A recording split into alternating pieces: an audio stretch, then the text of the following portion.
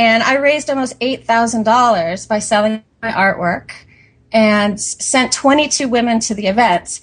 But at the event, I was like, I don't even know how to explain it. There was this group of, again, very vocal, angry, troll-like people that did some really awful things to me in real life. The sort of thing that you usually only see online, I was actually face-to-face with. I had people wearing T-shirts that said that they were not a skeptic.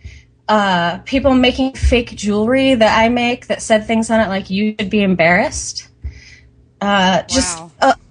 There's this really crazy undercurrent of othering that I had never experienced before, and it was really upsetting, and I ended up leaving the event a day early.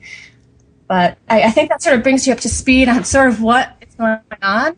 I, right now, am sort of in the middle of a campaign where, because one of the other things that's happening is, I'm sure you're familiar with this, and I'm sorry if I'm talking too much, you can tell me to stop. But, no, it's okay.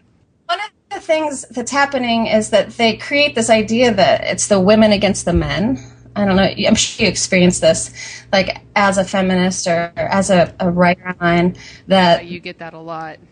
Yes. Well, they've decided that we're man haters and that we're against men. So I've started reaching out to the leaders in the secular, skeptic, atheist communities and actually asking them what they think and sending them some samples of the rape threats that we get and asking their reactions, and it's been really positive. So that's something good that's coming out of it. A lot of the leaders in the movement are speaking up and saying, we're not going to tolerate this. So hopefully it'll minimize and sort of segregate the horrible misogynistic ass clowns into one little section, and they won't be as powerful as So what exactly, like, what kind of thing, like, what are the demands that the feminists in the community are making, specifically with regards to sexual harassment?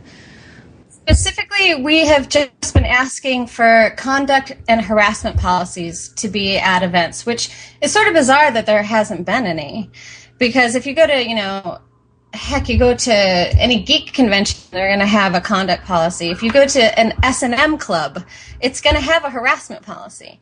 There's just like rules of conduct that, don't harass, don't grab people, ask to be hugged before you grab them, things like that. We're not asking for anything crazy, just basic rules so that we can say, sort of thing like, making fake jewelry and intentionally offending people is not okay, nor is grabbing someone's ass. That's it. That's all we're asking. We're just saying a code of conduct that everyone can see this is how you should behave, and or you should maybe go to a different place to hang out. That seems incredibly reasonable.